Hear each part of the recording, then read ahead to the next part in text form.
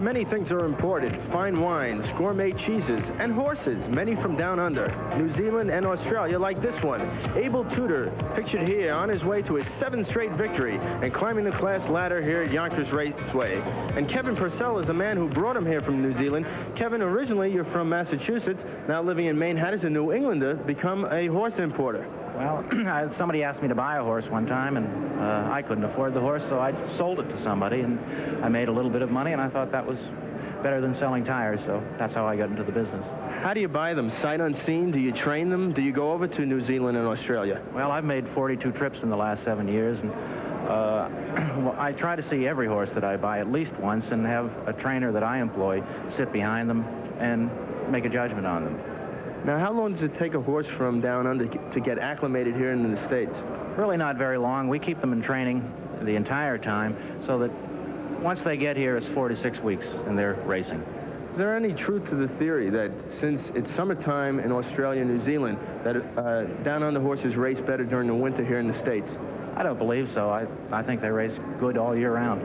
What about the training methods in New Zealand compared to the United States, and what can a trainer here in the States do to make a horse acclimate better and faster? Well, just take your time. Be patient. I think that's the best advice that I can give. They race for longer distances over there, so their training is a lot different. They try to train what they call stayers to race 2 miles, not just a mile. But if you've got a horse with just a lot of speed, he'll do very well over here. Now, Kevin, the track surfaces are different in New Zealand and Australia, and it's also the mobile starting gate is not used at all tracks. That must step up a horse when they come to the States. Yeah, if you've got a horse that can really leave, it's a great help, as we know, just especially on a half-mile surface. But they go on all kinds of surfaces. They go on grass, they go on dirt, they go on gravel, crushed shell, left-hand, right-hand turns. It's a different ball game over there. Well, it's been a different ball game for Abel Tudor here in the United States. He's gotten the job done in 7 straight races, and he will try for his 8th straight for trainer Larry Summer tonight here at Yonkers Raceway.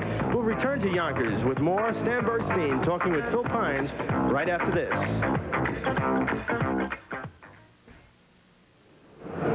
A marvelous new book on trotting is out, and this is the man responsible for it. The book is called Currier and Ives, Trotting, a Pageant of Horse Prints. And Phil Pines, who is the director of the Hall of Fame of the Trotter at Goshen, New York, is the editor of the book, along with Evelyn and Lawrence Slabody. Phil, how were the Currier and Ives prints made? Well, it's a process that started back in 1795, Stan, with the invention of a lithographic process. In the middle of the 19th century, Nathaniel Currier came along and developed it into an art form as well as a communications form. And it's actually a soft stone. Lithograph is printing on stone. And the soft stone was taken from over the area around Bavaria, middle Europe. They do it with a crayon? Yeah, they take a crayon and make special drawings. And, of course, you have to draw backwards in order to make a print come out straight. And they then put the paper on and through a special process, pull a print, and you get a black and white print, of course. And the Currier and how did the color get in them? Well, originally, Currier and Ives used to hire a bunch of young ladies who would literally work for pennies. They were paid about 1 penny per print.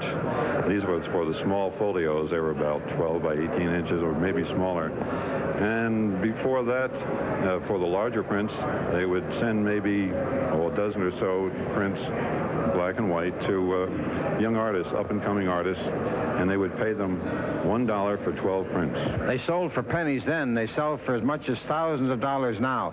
Let's take a look at how many of the trotting prints were there? Well, over 7,000 titles were published by Currier and Ives, and approximately 1 out of every 10 is a trotting print.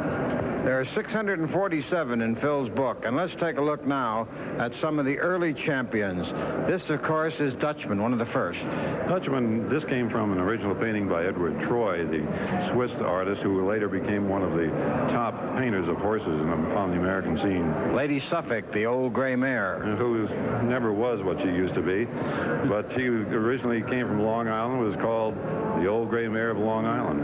And Tacony and Mack, how about them? Well, we show them in the book as trotters as they used to race, to saddle. And And Trustee? Trustee, he's really the old granddaddy. This print goes back to 1848. And Trustee was famous because he could trot not 1 mile, but 20 miles in less than an hour. Two of the most famous, Trotting Cracks at the Forge and Trotting Cracks at Home. And we can add a third to that, Trotting Cracks Out the Snow.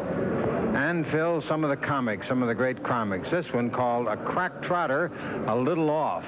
And its companion feature, A Crack Trotter Coming Around. And finally, this one, A Brush on the Road. What about it, Phil?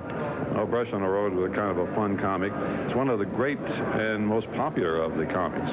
And it shows really how the origin of trotting began when a couple of not always gentlemen met on the road and had a go at it. The history of American trotting, as recorded and preserved by Currier and Ives, and brought to us again today by Phil Pines.